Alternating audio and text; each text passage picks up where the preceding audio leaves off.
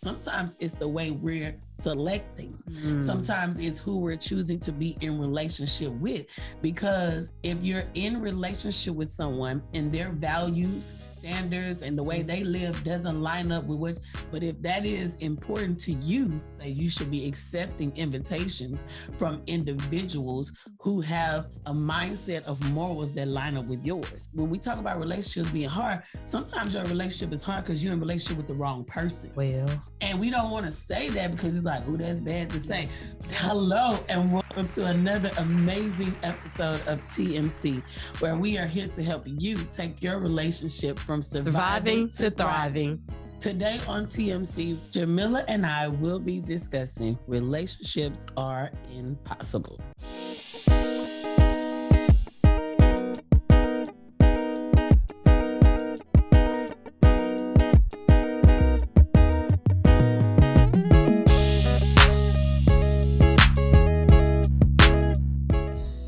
So excited to do some girl talk today. All right. This is a good topic.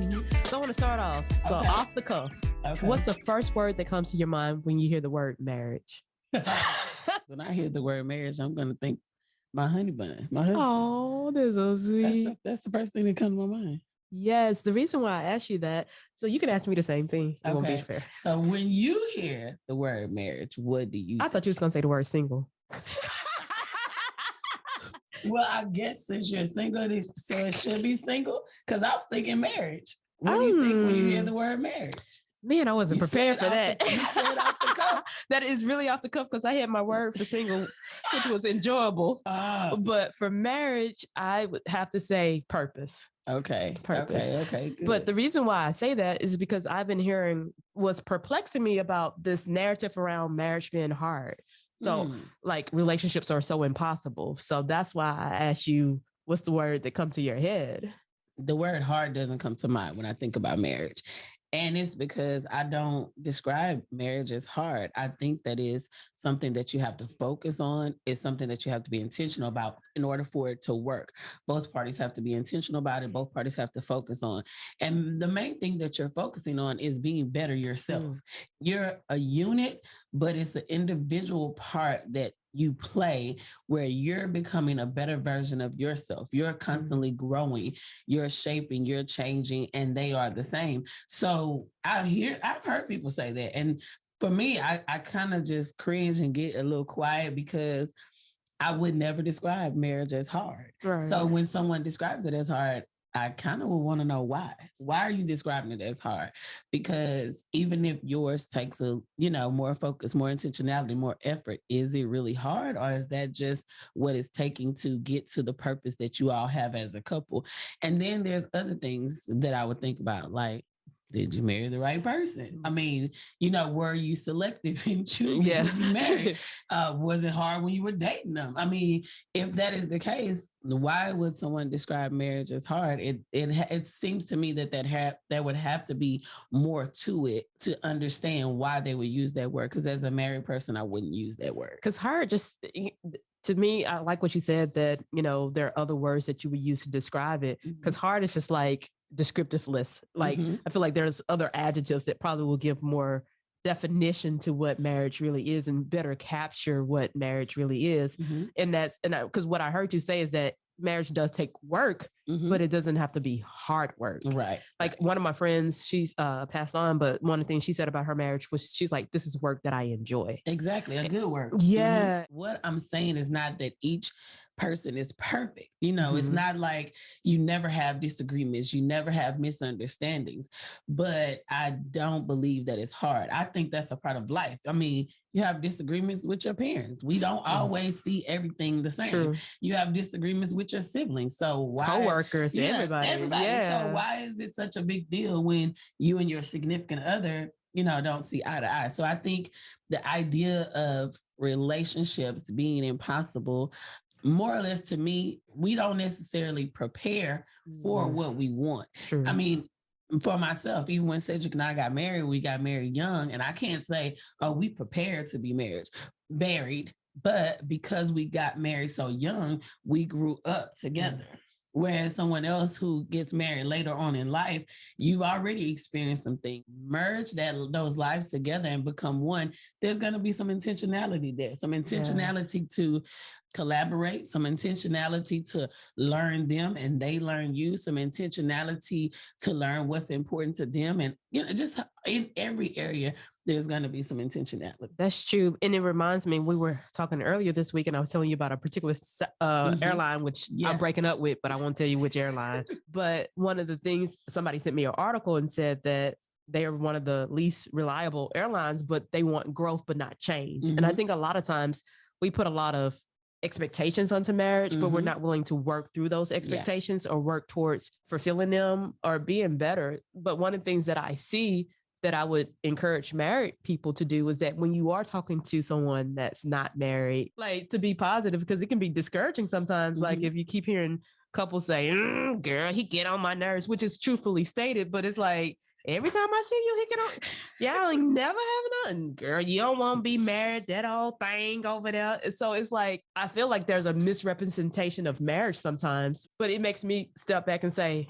how am I representing singleness? But I think it's opposite because, a lot of married women would say, girl, you better enjoy that singleness while you can. It's like, I do, but it is going to end one day. So it's like, how am I representing? I hope that I'm representing my time in my life as being unmarried as fulfilling, because it is. I feel like I'm just living life. I enjoy my life as is.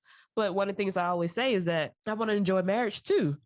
Like the same intensity that I enjoy this singleness. Every season of your life. So therefore, when we talk about that, then it seems like it's coming from a mindset, a perspective, because if you're looking at it from this way, then the married person that's telling you enjoy your singleness, then they're looking at you being single is something that they see as better than them being married.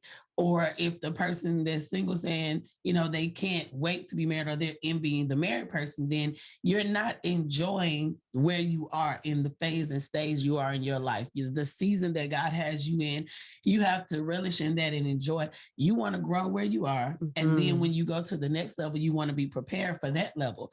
And now that we have things such as this podcast or people discussing these things or articles, you now have the information to prepare yourself for the things that you want, versus back in 1999 when Cedric and I, it was like, there was no coachings. There was no, people counseling. People's like, oh no, that's for people that's, need medication. And that's not true. So we constantly evolve as a people. And I think it's mindset and perspective, how you look at it.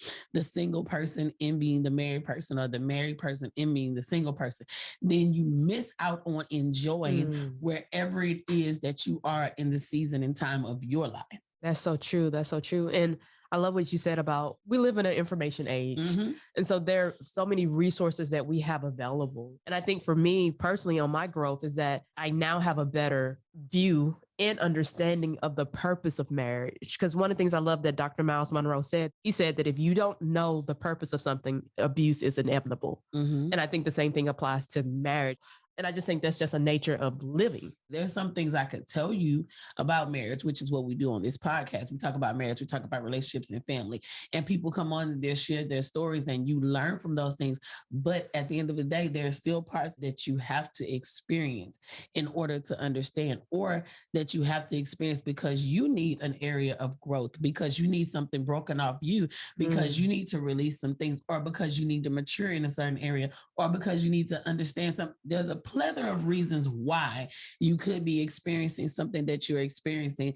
And I believe that when it does happen is because God knows that it's necessary to get you to the next level. Even in a relationship, whether you're dating or whether you're married, even that hardship, the hardship is really not I don't think the hardship is designed to end it, to make it unbearable. It's really designed to produce a growth, because the hardship says pay attention somewhere.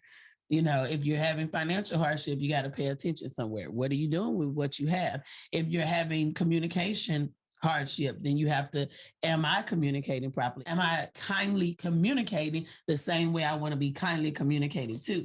So it's like, it just gives opportunity for growth and to dig a little deeper and see what it is that you should be doing or could be doing. And I love what you said, because, when I look at all the different couples who have been on the podcast, no one's stories is exactly alike. So there's no cookie cutter, and there's no one size fits all marriage. And no two marriages are alike. I love that there was a couple on there who said that, and it's like you glean from it. You take this, I'm from Louisiana, good old country saying you eat the fish and you spit out the bone. And that's what you do and make it work for your particular situation. What am I doing along the way? And when I say along the way, is because each and every one of us, every day, we're growing, we're changing, we're being different. You just talked about, the couple that was on, but we've also had other singles that were on, and each and every one of them are experiencing a different frame of reference for life. You have the single mother, you have the single person that is in school and pursuing a degree, you have the single person that is single but dating, you have all these different things. So it's nothing ever a cookie cutter for this is how it goes. And it would be, I guess it would be great if you could just say XYZ, do these 3 things, you'll be married in 3 months. Then it's like, okay, wow, cool. Do these 3 things and whatever. But life doesn't work that way. Going back to the relationships are hard, marriage is hard. When you first said that, the thing that I'm thinking is sometimes it's the way we're selecting. Sometimes it's who we're choosing to be in relationship with. Because if you're in relationship with someone and their values, standards, and the way they live doesn't line up with if you're a Christian woman and you're dating someone or attempting to marry someone who I ain't with that God stuff. They're not even thinking about a relationship with God. But if that is important to you, that you should be accepting invitations from individuals who have a mindset of morals that line up with yours. That's so true. Sometimes when we talk about relationships being hard, sometimes your relationship is hard because you're in a relationship with the wrong person. Well, you would want to align yourself with someone who is similar to you. That doesn't mean that they're going to be exactly like you. They're going to like everything that you like. I tell everybody, my husband and I, Cedric and I, are alike as much as we are different. So we have a lot of things in common as well as we are different. But at the same time, the core of our values and our morals align. And I think sometimes that's the biggest issue. Other than someone just loosely saying something to be saying, oh, it's hard. If it really is hard and you're experiencing it to a sense like, I don't want to be in this, then you may need to ask yourself, because some people, if you're dating them and it's that hard, you better off just being friends and not trying to continue to pursue something romantically that's not working. And if you're married to them and it's that, you can get some counseling and, get some further assistance. Yeah. And I think that's a very clear explanation or perspective to look into it. It's like, could it be hard or perceived hard because of XYZ? And I love what you said that, I have to tell a lot of people singleness is a choice. And I think that's a narrative we don't hear too often. That could it be that I know a lot of men and women who have chosen to remain single, who could have been in a marriage or a relationship, but just that's not what they wanted to pursue at that time. So singleness is a choice. And I think that's a wise choice sometimes, because it's what you said. It's when you start off right. Because, back in the day, they say when you start wrong, you're just going to go wrong and it's probably going to end wrong. They said it back in the day, but it's the truth. Yeah. It's the truth. Now, that doesn't mean that if you have issues or whatever in your relationship, in your marriage, you can intentionally focus on yourself. They can focus on themselves, and you can focus on the two of you as a couple. You can do the good work of growing, changing, applying what you learn, getting some help. You can do that. And that once seemed hard can be, it's not hard. It's just intentionality. So that could happen and things could turn around. But I think, if it's to the point where it's just like, no, there's no hope for this. It's just like, I can't, it's hard. It takes everything in me to do this. Then, maybe you're talking about something a little different. True. So it's almost like there could be possibly a semantics issue, a semantic issues. Yeah, absolutely. And then sometimes some people are just talking. They just talking like, oh girl, the marriage is hard. Because they want you to feel like marriage is hard.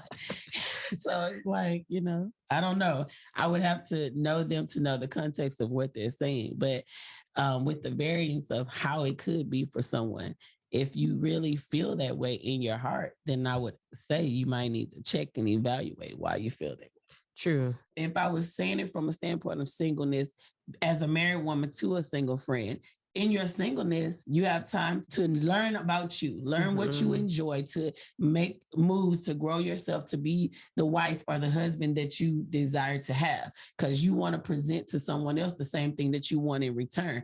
You have time to take counseling, take coaching, uproot the things out of you that need to be uprooted out of you. You have time to work on yourself. And if the last relationship was hard, then you have time to find out, why was it so hard? And how do I keep the next one from not being hard? So that's the time for you to relish in that. And if you're married already, then you can't talk about what you should have prepared for it, but you still have the opportunity to study the information, and then the next phase can be better. That is so true, because I think one of the best things I've done is to do premarital coaching. Because there are some things that I've discovered about myself. I've grown. It's like I hadn't been aware of some stuff I was doing, and now I have an awareness, and I would tell anybody the power of a pause. Yeah. And so it is like you were saying, I'm learning about myself, because most people are like, well, shouldn't it be 2 people in premarital counseling or coaching? No, because now I know me better. I can articulate myself better to, the prospective mate and say, especially when it comes to conflict, because I think that's an area of growth that I've experienced when it came to conflict. And so now I can better articulate, this is how I handle conflict. These are the areas I'm still working on. Absolutely. And that time that you take to evaluate and be honest with yourself, it's preparing you for the next phase and stage. And when you're prepared for the next phase and stage, you already have the information. So you already know in certain areas when the conflict is high, I could lose it, but that information says, watch yourself right here. So if you actively use that, I learned this about myself, then this information says, watch this right here. If when I get upset, my voice goes up an octave and I find myself, the people across the street can hear me talking, then watch yourself right here. So that's preparing you for the next thing. So I think that's the way you should look at it. It's all about the way we see something. Yes. It's all about the way we see something. Cedric says this all the time. He always talks about perspective. And that is true, because the way you see something affects how you respond to it. But one of the perspectives that I've seen from the advantages is that it's not just going to help my future marriages. It's helping me now. Like, one of the things that I've learned is that if my finger go up, that means I've switched. Yeah. I'm about to read you the riot act. And so I was in a professional meeting, and all of a sudden I saw that finger. I said, Jamila, did you just put that finger up? And so I have an awareness now, and I was like able to dial it back, but I was like, wow. And so it was like what you were saying, it's like you learn yourself, but I've seen that it's paid dividends now. Absolutely. And knowing myself, and and everything you learn, we talk about this all the time on TMC, everything you learn can pay dividends in other areas in your life. Yes. Whatever you learn in counseling or coaching about yourself, to be able to pay attention to your triggers and all that, it works. It'll work on your job. It'll work with your children. It'll work with your family. It'll work with your spouse. It works in with pets. Absolutely. It works in all types of areas. So it's beneficial to you. So that's why I continue and will continue to say, don't despise the season that's behind you, and don't long for the season that's ahead. Enjoy the season that you are in and relish there, so that you can get everything you need to get out of that season. And when you get ready to move to the next season, you'll be prepared. That's so true, because short-circuiting a season, you can miss out on some stuff. You throwing something out of rhythm. You throwing something out of rhythm. In the time that you had this time to study and prepare, and when I say study, that's preparing yourself, growing yourself. You had time to study and prepare. If you forego that, you're going to deal with some things afterwards. And then You didn't get the full totality of that time and what it could have done for you because you didn't use it to the best of your ability. Yeah. It's an old song and it says, "You understand it better by and by." By and by. Yeah. Yes.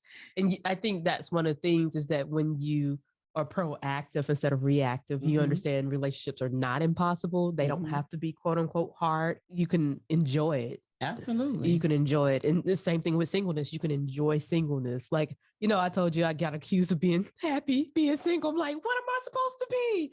But I enjoy life. So it's like, I understand it better now. It's like, okay, God, I understand why this season had to happen. Like even the last 4 years, I understand it better now that I'm out of it. Praise Jesus. I understand it better. And it's helping me for my next season. So. Absolutely. We talked about relationships being impossible. And we talked about that people saying relationships are impossible in regard to when you hear married people say that. But do you hear single people say that as well? Like as far as the dating thing, like, oh, well, that is my testimony right there. It can be challenging. Dating can be, from my experience, dating can be challenging. Just because it's like, it takes a great level of discernment. You're weeding out who's serious. What are you compatible? It's a lot of moving pieces at once. Yeah. But what I would say, I would never say singleness or dating is impossible because guess what? Embedded in that word is impossible. So it's possible to have, successful dating. That's going to be my future testimony. But, I do hear singles lament about, it's what you said, that it's that longing for another season instead of relishing now that I don't want to misrepresent dating. I don't want to misrepresent singleness. I don't want to misrepresent, or give a false narrative about it. Like you said, it's all about mindset. And I equip myself better to say, okay, maybe it was my approach to dating. One of the things that I had to just come to the realization is that online dating wasn't for me. I tried it several times and with disastrous results. And all of them weren't bad, but some of them, I have some stories for you. But, that's something that I had to decide within myself that wasn't a vehicle that worked for me. And so, but I've heard other people who have great stories online that they met their significant other, got married from a dating relationship online. So I won't say that all dating is bad or online dating is bad, but it's a journey. It's a journey. So then back to what we originally started talking about, they're one and the same, whether it's single, whether you're living in season of singleness or you're living, as a married individual. Each one can present its challenges. It can be different. It's about perspective. And then the reason why I asked that question was because, and I can only say women because of who I've experienced having the conversation with. As women, you don't fully understand the power of you being selective. And you have the opportunity to be selective. You have the opportunity to say no to certain things. You have the opportunity to know what works for you, what doesn't work for you, what's a part of your purpose, what's not a part of your purpose, what's aligning with what you're doing in your life and what you were called to do versus what's not.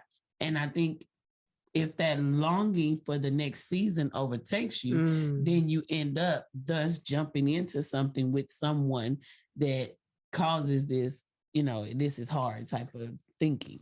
I think that's so true. I was listening to, it was a YouTube video, and CeCe Winans and her husband, they were being interviewed by another couple, but he put it in perspective. He said, marriage is about destiny. And I love that. He said, he took his finger, he said, God told him, you, was pointing at himself, but then he said, God said, two fingers, you, him and his wife. He said, for him to leave his wife would be to derail his destiny.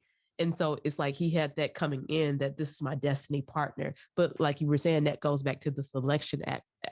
It's not, I just want to be alone, because I would tell you the worst thing I've ever seen is a lonely married person. And people think that it can't happen. It can happen. You can get married and still be alone. And it's like, ooh, that ain't what you want to do. Yep. Absolutely. Ooh.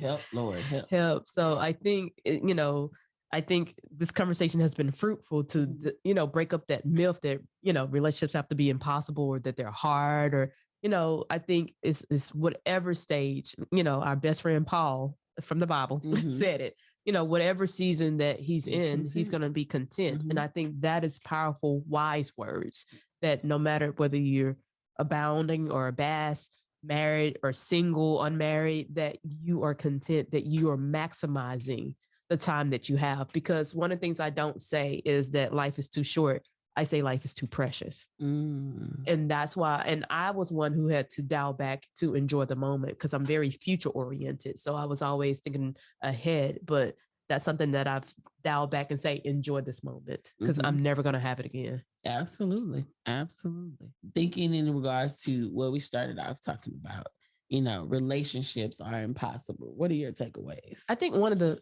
biggest takeaways is to, when I hear someone say, marriage is hard or this relationship is hard, to probe a little bit more, ask gentle questions like, well, what do you mean by hard? Like to better to understand how they're defining that word and how it applies. Because like we said earlier, it could be a semantic things to what they really said is you have to be really intentional or you have to be really patient. And to me, those are things that better help me to understand than just this generalization of it's hard. That's why, someone asked me, some of my students asked me about, is the test easy? I say, well, that's subjective. Right. I can tell you the test is easy because this is my subject matter and I made the test. But, somebody else, it may not be easy. So it's like, what are some better questions? Like what types of questions are on the test? What are some of the content topics? So I think having that conversation to really probe a little bit more and understand what is so hard about it. And it might uncover some of the things we talked about is that, selection. Absolutely. And I think that even that going a little bit surface deeper, when someone says that could work, whether they're single and dating, they're not married, they're dating, whatever facet that someone says that in, just digging a little bit deeper, like you said, asking, the softly asking those questions like, what do you mean by that? Or that, that's interesting. Tell me a little bit more, something like that, so that you can get an idea of, again, if it's semantics or if there's really a reasoning why they say that. And when they do, then it'll help you to understand it more, because what you said was that it kind of gives a single person a negative connotation for marriage. And for someone that's not, if someone is not married but dating and they're in a relationship with someone and they say that, then the person who's single and not dating could be like, oh, well, maybe I just need to speak to myself then, And so to give a complete understanding, dive a little deeper into what are we actually saying and why are we saying it. And then at the same time, I believe it could be helpful to the person that responds to the question, because if I have to explain to you why I'm saying my marriage is hard, then I can be like, oh, girl, I'm just talking. So that way, it's like, okay, watch what you say. Or either it's really hard and we might need to get some counseling, right. Something like that. So, yeah. And it's a good reflection point for me too, to be mindful of what I'm saying, what I'm presenting out there. I don't want to misrepresent or, I want to be able to fully articulate when I say it's hard out here in these dating streets. What do I really mean about that? So it's helping me to say, be mindful of the words that I'm using and be able to articulate what I mean by that. Absolutely. Absolutely. So what is your biggest takeaway? So my takeaway, honestly, when you said that, when we first started, I was like, oh, Lord, as a married person, I had to definitely make sure that when I'm talking to someone, I'm watchful of what I say, how I say it, because sometimes we can say things frivolous. I've never said marriage is hard because I love my honey bun, and it's like, it's not hard to me. But at the same time, it's like in other areas, whether it's, I don't want to just limit it to marriage either, because I think about everything, whether I'm talking to another young lady, whether I'm encouraging someone, whether it has to do with marriage, like, what am I saying? I remember all the way back to a holiday episode, and you brought up something in that holiday episode that changed the way I said things to singles. Like you said in the holiday episode that people would say, oh, you ain't doing nothing, go on, come, go on, come over. And I'm like, as a married person, in my mind, you didn't mean anything by that. But it's like, you trying to say they ain't got no life, right? Just waiting to come to your house. So I adjust that. It's like ever since that episode, and I remember it because I just said it. Yeah. And I was like, how long ago? But it's like, I No, I would never say that to a single person again, because it's like I could be insinuating something that I'm not intending to insinuate. Right. So that's one of the takeaways I get from this. Definitely be mindful of how I'm describing something to someone, because you have to fully understand why they're asking you about it. True. That's so true. That's so true. So, you know, I really appreciate this conversation because, and I think the thing that I would also express is that it's not to say don't be real, and it's not to say sugarcoat your story. No. But I think there has to be a balance. Yeah, you know? Because I mean, on TMC, we have people that share their story. They tell the truth about what they dealt with, but they also tell you how they came out of it. So that's to let you know that it's possible to come out of it. So, you know, if it took y'all 10 years to get it together, you don't be lying to people like, oh, it was just perfect. No, we had to work. We still work on this. We still work on that. And we're honest with people about the same things. Although when anybody says something about marriage to me, the first thing that comes to my mind is the relationship and the love that I have for my husband. We still are continually a work in progress because we're growing, learning, and changing. I love that. Mm-hmm. Grow, learn, and change. Yes. All the time. Don't be like that airline. You won't grow with no change. Growth with no change. Growth with no change. Well, we hope you enjoyed this episode of TMC. And if you did, go ahead and subscribe. Click the like button and turn on your notifications so you will be notified each time we upload a video. And if you're listening on iTunes, rate the podcast and leave a review. That helps us get the word out. And we want to invite you to head on over to our leadership podcast, Lead to Greatness, where my husband is interviewing entrepreneurs and great leaders every week.